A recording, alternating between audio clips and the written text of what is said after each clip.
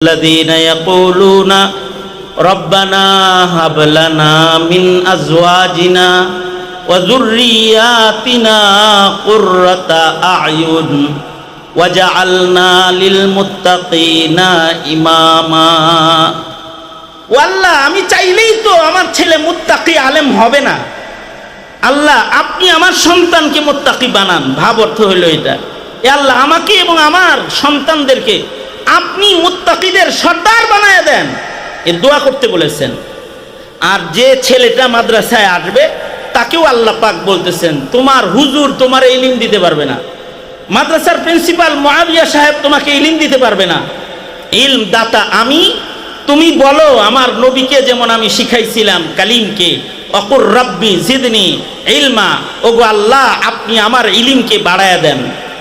আমি আমার রাসূলকেও বলেছি বন্ধু আপনি বলে দেন, বলুন আপনি বলেন এই দোয়া আমার কাছে, রব্বি জিদনি ইলমা, ওগো আল্লাহ আপনি আমাকে ইলম বৃদ্ধি করে দেন। এই ইলমে দ্বীন যেটা স্কুল কলেজের ইলমটা নিজের চেষ্টায় পাওয়া যায়, কিন্তু ইলমে দ্বীনটা শুধু চেষ্টা দিয়া হয় না, এটার মঞ্জুরি হইতে হয় কোথায়? আসমানে, আল্লাহর কাছে। এ কারণে প্রতিটা মাদ্রাসাও কবুল করাইতে হয়। মাদ্রাসা কোনো বিল্ডিং আর ফ্যান আর এসি রুমের নাম না, মাদ্রাসাও আল্লাহর কাছে কবুল করাইতে হয় এবং মাদ্রাসার প্রত্যেকটা তলবে ইলমকে কবুল করাইতে হয়। এ কারণে আমাদের আকাবিরদের নিজাম হলো বাচ্চারা লেখাপড়া করত, মাদ্রাসার মুহতামিম সাহেব তিনি রাতের অন্ধকারে সেজদা দিয়ে কাঁদতো আর বলতো আল্লাহ মুসলিম সমাজের এতগুলো বাচ্চা আমার কাছে আমানত আইছে, আল্লাহ এর প্রত্যেকটা বাচ্চাকে আপনি কবুল করে নেন। এই দুআ রাতের অন্ধকারে আমাদের আকাবির বুজুর্গ মুহতামিমরা করত। এমনকি ওনারা এই বাচ্চাদের গোপন খেদমত করত, গোপনে বাচ্চাদের কাপড় ধুইত, গোপনে বাচ্চাদের পরিচয় গোপন করে বাচ্চাদের কাসেম নানতুবি রহমতুল্লাহ আলাইহি বাচ্চাদের তলবে ইলমদের সুটকেস নিজে রেল স্টেশন থেকে বহন করে মাদ্রাসা পর্যন্ত দিয়ে যেত। একদিন তো জুতা দেখে ধরা খায়া গেছে। এক কোরআন ছাত্র তো হুজুরের জুতা দেখে চিনা ফেলাইছে, মুখ বেঁধে রাখছে, কিন্তু জুতা দেখে চিনছে এটা কাসেম নানতুবি। ধৈরা বলে আপনি কি আমার হুজুরের জুতা চোর নাকি আপনি হুজুর? মুখ খুইলা বলে আমি তোমার হুজুর। তাই আপনি হুজুর উস্তাদ জি আপনি এগুলো বহন করতেছেন? কয় বহন তো করতেই হবে, কারণ হইল আগের যুগে আল্লাহ ইলিম দিয়া নবী পাঠাইতো, এখন তো আর নবী আসবে না, নায়েবে নবী আসবে। তোমরা তো নায়েবে নবী, ময়দানে মাহশরে তোমাদের সুটকেস বহনকারী হিসেবে আমি দাঁড়াইতে চাই, এজন্য গোপনে এগুলো বহন করি। তারা যেমন সুটকেস বহনকারী, আপনারা যারা মুআবিয়া ভাইয়ের ভক্ত আসছেন আপনারা ওইরকম সুটকেস বহনকারী হয়ে যান। এই মাদ্রাসার খাদেম হইয়া আপনারা একটা বাহানা বানান যে আপনাদের আমাদের যেন আখিরাতের নাজাতের জন্য এটা যেন বাহানা হয়। সুতরাং এই যে এই নির্বাচনটা, চয়নটা, এই যে বাছনিটা আল্লাহ আমাদের দিয়া এই ইলমের কাজে নিজেদেরকে লাগাইছে। ইলমে দ্বীন হইল সত্যিকারের পরশ পাথর। কিংবদন্তি একটা প্রবাদ আছে যে পরশ পাথরের সাথে ছোঁয়া লাগলে নাকি লোহা সোনা হয়ে যায়, এটা একটা প্রবাদ, একটা কিংবদন্তি। আসলে পরশ পাথর হলো ইলমে দ্বীন। ইলমে দ্বীনের ছোঁয়া যার ভিতরে লাগে সে আসলে সোনার মানুষ হয়ে যায়। এটা তবলিগে যায় ছোঁয়া লাগলেও মদখোর তাহাজ্জুদ গুজার হয়ে যায়। এটা যদি হক্কানি পীর বুজুর্গের কাছে যায় ছোঁয়া লাগে তো পীর বুজুর্গের সান্নিধ্যে এটা ইলমের ছোঁয়া পাইলে এইটা তখন ইশরাক আওয়াবিনের হিফাজতকারী হয়ে যায়। আর এই ইলমে দ্বীনের ছোঁয়া যদি মাদ্রাসায় যায় একাডেমিক ভাবে কোনো আলেম যদি কেউ হয়ে যায় তাইলে সে জাতির শ্রেষ্ঠ সন্তান হয়ে যায়। কারণ আবেদের মাথাও নত হয়, আলেমের মাথা আল্লাহ ছাড়া আর কারোর কাছে নত হয় না, কারোর কাছে কখনো নত হয় না। এ কারণে নিজের ঘরে নিজের আওলাদদের মধ্যে শুধু মুত্তাকিনা ইমামা ওয়াজআলনা লিল মুত্তাকিনা ইমামা, মুত্তাকি যারা হবে তাদের লিডার আমাকে আল্লাহ আপনি দান করেন। এইটা হবে একজন অভিভাবক হিসেবে, খায়ের খা হিসেবে আমাদের সকলের দোয়া। সুতরাং আমরা সবাই দোয়া করি এই প্রতিষ্ঠানটাকে আল্লাহ কবুল করে নেক, আমিন বলি। আমিন। আর মুআবিয়া ভাইকে ইখলাসের সাথে সহযোগিতা করব। কারণ ইলম ছাড়া এই জাতির ইমানি ভাগ্য সংরক্ষণ করা সম্ভব না। ইমানদার হিসাবে জন্ম নেয়, শুধু ইলমের কারণে নাস্তিক হয়, কাদিয়ানি হয়, মুরতাদ হয়, আহলে কোরআন হয়, তারা হিজবুত তাওহীদ হয়, মওদুদিবাদের বিশ্বাসী হয়, তারা ভ্রান্ত দলের অনুসারী হয়, তারা আহলে কোরআন হয়, তারা বিদআতি হয়, তারা মাসলাক শূন্য এবং হেদায়েত শূন্য পথের পথিক হয়ে যায় শুধু ইলমের অভাবে। সুতরাং আল্লাহ পাক আমাদের সন্তানদেরকে সহি ইলম দান করুন, আমিন বলেন। এবং এই মাদ্রাসাকে আল্লাহ পাক কবুল মঞ্জুর করুন হর কিসমের গুমরাহির থেকে। এই জরিপ আমাদের এক মুরব্বী বলছিলেন সেদিনকার কথা, যে এক একটা করে মুহররম আসে আর আমাদের সন্তানদের কমপক্ষে 5% শিয়া হয়। শিয়া হয় কেমনে? তারা শিয়া মতবাদের যে সকল আনুষ্ঠানিক যে একটা বিপ্লব চলতে থাকে, আনুষ্ঠানিক একটা নীল নকশা, এটারে বিপ্লব বলে না, এটারে কি বলে? নীল নকশা যেটা চলতে থাকে, মুসলমানের সন্তানরা এই নীল নকশায় পাড়া দেয়। এর সংখ্যাও একেবারে কম না। দারুল উলুম নামে বাংলাদেশের প্রথম মাদ্রাসা, সবচেয়ে বড় ইলমি মার্কাজের অন্যতম একটি বড় ইলমি ইদারা চট্টগ্রামে দারুল উলুম মুঈনুল ইসলাম হাটহাজারী প্রতিষ্ঠা পেয়েছে। দেশের প্রান্তে প্রান্তে দারুল উলুম নামে মাদ্রাসা আছে। মাওলানা মুআবিয়া আল হাবিব আমার অত্যন্ত মহব্বতের ভাই, উনি যে মুরব্বীদের এই নামটা ইলহামি নাম, এটা নিজের প্রতিষ্ঠানের জন্য যে চয়ন করছেন, এ কারণে ওনার তাহে দিল থেকে শুকরিয়া আদায় করতেছি। আল্লাহ তাআলা ওনার এই নাম চয়নটাও কবুল মঞ্জুর করে নেন। পাশাপাশি আজকে এই উদ্বোধনী অনুষ্ঠানে যে সকল ওলামা হযরতরা উপস্থিত হয়েছেন, উনি মুফাসসিরে কোরআন হিসেবে ওনার বন্ধু বান্ধব মুফাসসিরে কোরআনরাও আসছেন। আজকে অনুষ্ঠানের বাহানায় অনেক আলেমে দ্বীনদের কদম এখানে পড়ছে। ওলামায়ে দ্বীনদের পদচারণা যেখানে হয়, সেখানে আল্লাহ পাক ইলমি দ্বীনের ফোয়ারা জারি করেন। তাই আলেম ওলামারা আসছেন একটা প্রতিষ্ঠানের শুরু, এমন একটা মোবারক অনুষ্ঠানে আমি আপনাদের সাথে হাজিরা দিতে পেরেছি। এজন্যে আমি মনে করি দ্বীনি কাজের এই সূচনা লগ্নের দোয়া অনুষ্ঠান, এটায় শামিল থাকতে পারা, সামনে এই মাদ্রাসার যত খেদমাতগুলো হবে সেগুলোর একটা ভাগ ধরার একটা রাস্তা। কারণ যারা সাবেকিন তারা তো সাবেকিনই, যারা আগে থাকে তারা আগেই থাকে। তো আল্লাহ তাআলা হাজিরাকে কবুল করুন। আলোচনা যথেষ্ট হয়েছে, আর আপনারাও প্রচণ্ড গরমের মধ্যে বসে আছেন, রাতও অনেক হয়েছে, অনেকে রোজা রেখেছিলেন, আবার আগামীকালকে অনেকে আশুরার রোজা রাখবেন।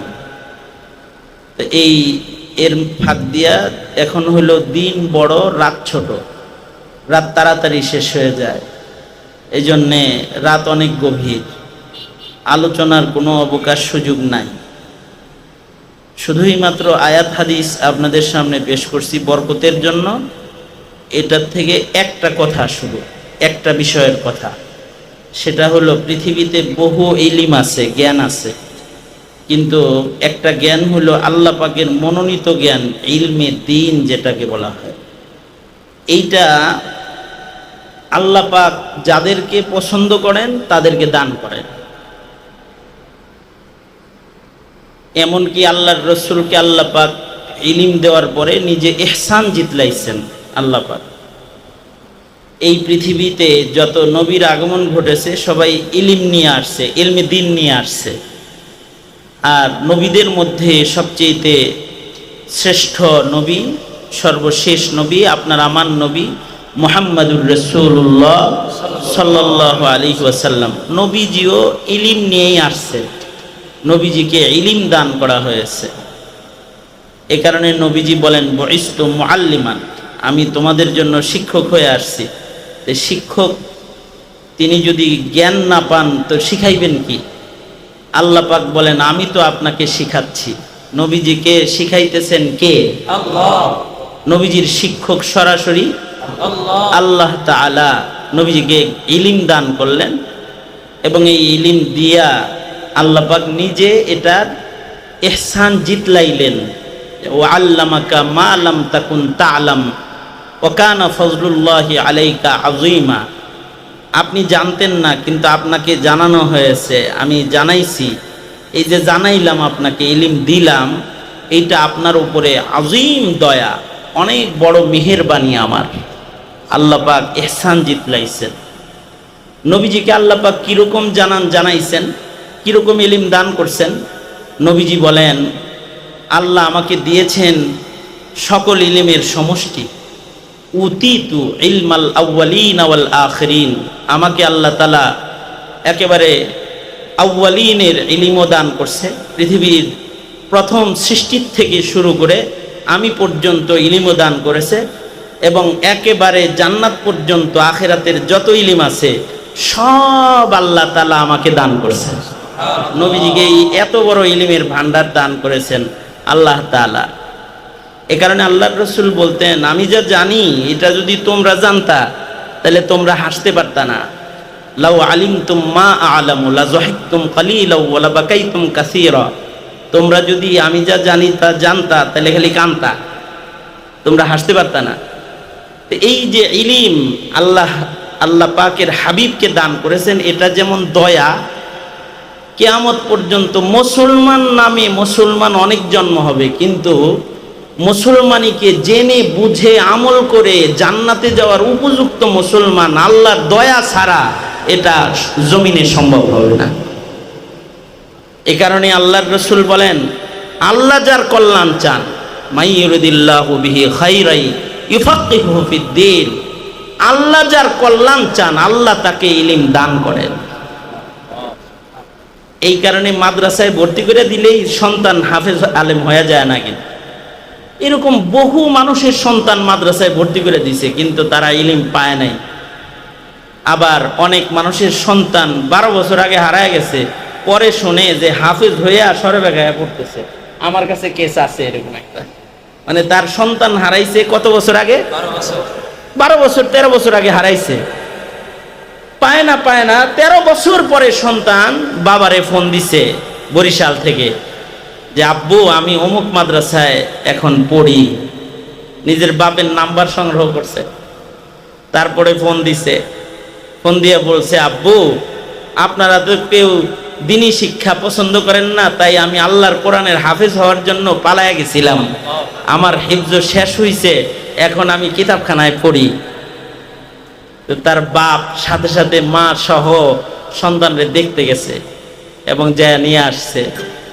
এরপরে বাবা নিজে নেককার হয়ে গেছে, বাবা নিজে দাড়ি রেখে ফেলেছে, মা পর্দা করা শুরু করে ফেলেছে এবং ওই ছেলের উসিলায় তাদের খানদানের ভেতরে অনেকে তাদের সন্তানকে মাদ্রাসায় ভর্তি করে দিচ্ছে। আচ্ছা, এই যে একটা বুদ্ধি কোনো বাচ্চাকে আল্লাহ দিলেন যে সে তার পরিবার থেকে বিচ্ছিন্ন হয়ে গিয়ে তারপরে ইলম অর্জন করেছে, পরিবার থেকে বিচ্ছিন্ন হয়ে গেছে। যেমন শামসুল হক ফরিদপুরি রহমতুল্লাহ আলাইহি, উনি পরিবার থেকে বিচ্ছিন্ন হয়ে আগে ইলম হাসিল করছে, লাগাতার সাধনা করে স্কুল কলেজে পড়তেন, কিন্তু উনি ইলম হাসিল করে বাংলাদেশের মানুষকে এই পরিমাণ ইলম বিতরণ করছে যে শাহ হাকিম আখতার রহমতুল্লাহ আলাইহি যখন বাংলাদেশে আসতেন তখন ওনাকে ওই বিমানবন্দরে যখন ইস্তেকবাল করতো তো তখন উনি বলতেন যে তোমাদের দেখলে তোমাদের ভেতর থেকে শামসুল হক ফরিদপুরীর গ্রাণ আসে। অথচ এই মানুষ এই যে এত বড় একজন সংস্কারক আলেম হয়েছেন, পরিবার থেকে বিচ্ছিন্ন হয়ে এককভাবে চলে গেছেন যে ইলম শিখছেন। আর আমার মাদ্রাসার ঘটনা, গত 15-20 দিন আগে এক ছেলে পালাইছে, ওরা আর পাওয়া যায় না। বাবা চাইতেছে তার ছেলেকে হাফেজ আলেম বানাইতে, ছেলে তো পালাইছে। এখন যে বর্তমান জমানা, পরে পাওয়া গেছে বর্তমান জমানা হইল এই মিডিয়ার জমানা। পালাইলো তো ছেলে, কিন্তু মামলা হইলো মাদ্রাসার নামে। বুঝেন নাই কথাটা? পালাইলো সিসি ক্যামেরা থাকাতে বেরোইলো যে তার ছেলেই রাতের অন্ধকারে দারোয়ানের চাবি চুরি করে তারপরে গেট খুলে পালাইছে, সিসি ক্যামেরায় আসছে। এ কারণে মামলাটা আমার নামে হয় নাই।